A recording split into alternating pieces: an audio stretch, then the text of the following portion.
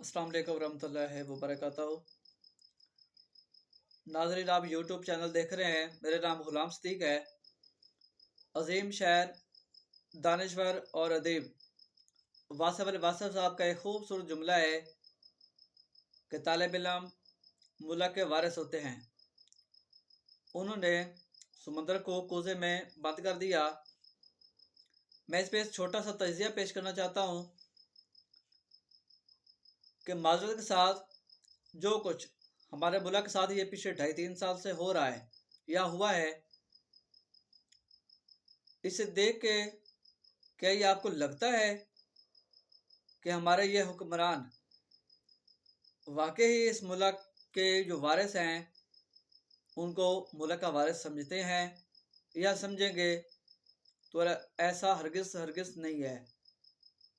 उसकी वजह ये है, ना तो ये खुद मुल्क में रहते हैं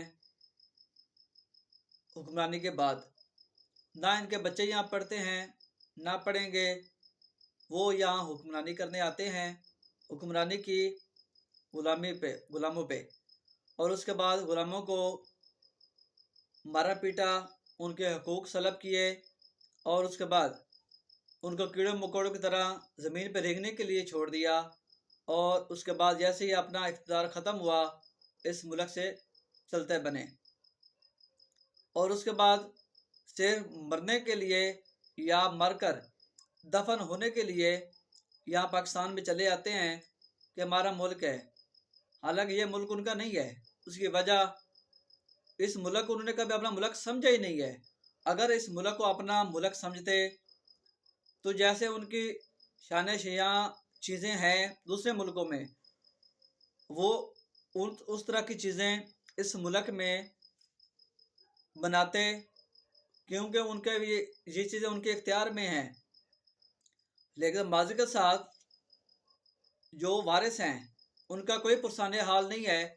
और 25 करोड़ अवाम जो इस मुल्क के मालिक हैं, उन समेत कोई उनको पूछने वाला नहीं है। हाँ, मासवाए जब इलेक्शन आए और दुनिया को दिखाने के लिए या लोगों को कुछ लालच देने के लिए कि अपना मज़हब निकाल सके, तब है शायद उनके चौहाओं पे यानी चौखटों पे चले जाएं, गेट दरवाजे तक चले जाएं, दहलीज़ों पर।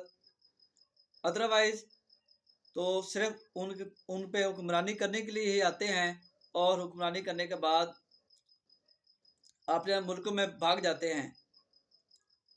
ना ये मुल्क के वारिस उनको समझते हैं और ना ये समझेंगे। लिहाजा मालिक का ये हक है कि अपने जो उनके नजायज़ हुक्मरान बने हुए हैं, मुसल्लत किए हुए, उनसे अपनी जान छुड़ाए, अपना हक छीने, और अपने हक के साथ साथ जो 25 करोड़ अवाम है सब अपना हक हासिल करें।